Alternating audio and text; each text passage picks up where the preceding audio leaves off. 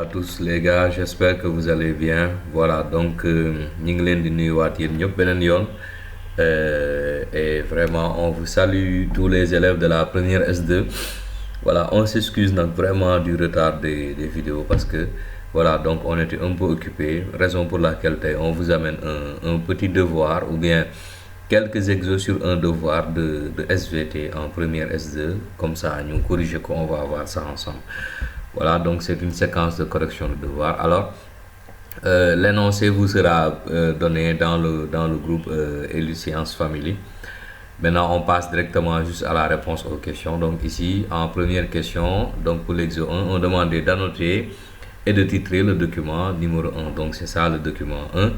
Alors, comme vous le voyez, ici, on a une cellule végétale. Donc le titre, c'est l'ultrastructure de la cellule végétale. Parce que je rappelle qu'on parle de structure si on observe une cellule au microscope optique, mais si on observe la cellule au microscope électronique, donc, et quand on voit les organites, on parle d'ultrastructure. Donc on va essayer d'annoter. Donc le 1 c'est le réticulum lisse, donc on le voit bien ici sur le côté. Voilà, donc le 2 maintenant c'est chloroplaste aussi, voilà, donc comme vous l'avez deviné. Le 3 c'est mitochondrie, voilà, donc le 4 c'est le cytoplasme parce que ça ne montre rien de précis dans le, voilà, donc dans le cytoplasme. Alors le 5 c'est plasmodesme, ce sont les pores donc sur la paroi pectocellulosique de la cellule végétale. Alors le 6 ce sont des ribosomes, ce sont des grains de ribosomes, donc comme vous le voyez.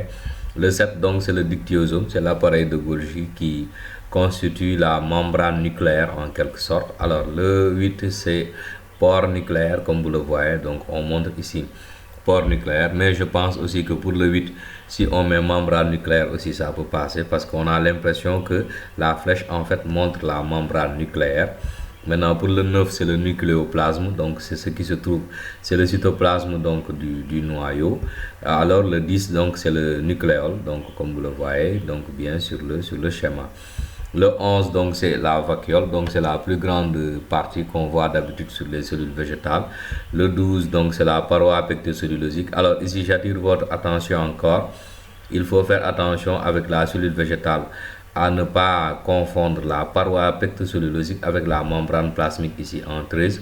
La membrane se trouve à l'interne, donc à l'externe vous avez la paroi pectocellulosique. Voilà, c'était tout pour la notation. Maintenant, on avait demandé de faire la structure de, voilà, donc la nature d'abord de la cellule observée. Voilà, donc c'est une cellule végétale qui est observée au microscope électronique car on voit les organites. Alors ici, donc, on avait demandé le schéma et le rôle de l'organite 2. L'organite 2, c'est un chloroplaste. Voilà, donc comme je vous le dis les gars, il faut savoir dessiner donc ces petites choses là, les chloroplastes et aussi les mitochondries parce que ça vient beaucoup donc dans les exercices quoi. Alors donc c'est le chloroplaste, donc son rôle c'est le siège de la photosynthèse chlorophyllienne comme on l'a vu sur la vidéo donc avec les organites. Alors donc on passe à l'exo numéro 2 je crois. Voilà, donc ici on a demandé d'annoter aussi et de titrer ce schéma. Donc ce schéma, quand vous le voyez, vous savez que vous avez affaire donc à une mitochondrie, n'est-ce pas? Maintenant pour l'annotation, le 1 c'est une crête, donc comme vous le voyez ici, ce sont les crêtes, donc sont les sortes de doigts qui se trouvent à l'intérieur. Donc le 2 c'est la matrice, donc c'est le liquide qui se trouve à l'intérieur de la mitochondrie. Alors le 3 ce sont des granules, donc il y en a un peu partout aussi dans les mitochondries. Le 4 c'est l'ADN mitochondrial, donc il faudra faire très attention comme vous le voyez à l'intérieur donc de la cellule on aperçoit un peu des morceaux d'ADN mitochondrial, donc c'est ça que la flèche pointe en fait. Voilà, donc le 5 c'est la matrice aussi, donc si on remarque bien le schéma, on a l'impression que ça montre un granule ou bien la matrice. Donc on peut choisir de mettre matrice tout simplement. Voilà, donc je crois que ça peut passer. Maintenant le 6 c'est l'espace membranaire, c'est l'espace qui se trouve donc entre la membrane interne et la membrane externe de la mitochondrie. Le 7 comme vous l'avez deviné c'est une membrane interne et le 8 c'est une membrane externe. Alors, donc on demandait aussi de calculer le grossissement. Voilà, donc et le grossissement, je rappelle que vous vous servez donc toujours de cette barre là que vous voyez sur les schémas, vous la mesurez et voilà, donc on vous donne la taille réelle Et on sait que grossissement, donc c'est taille apparente sur taille réelle. Donc on applique juste la formule. Taille apparente, ici en mesurant, vous trouvez 6 cm. Maintenant 6 cm, voilà, donc on convertit en... Voilà, donc ici j'ai omis de mettre moins 2, mais on convertit en mètres, n'est-ce pas? Donc c'est 10 puissance moins 2 au lieu de 2. Voilà, donc et 1 micromètre, on sait que c'est 10 puissance moins 6 mètres. Et maintenant, en faisant monter le moins 6 en haut, on a 6 moins 2, ça fait 4. Donc ça nous fait 6 fois 4, 0 et ça fait 60 000. Voilà, donc les gars, il faut bien mettre donc ici un moins, d'accord. Voilà, donc le grossissement ici est égal à 60 000.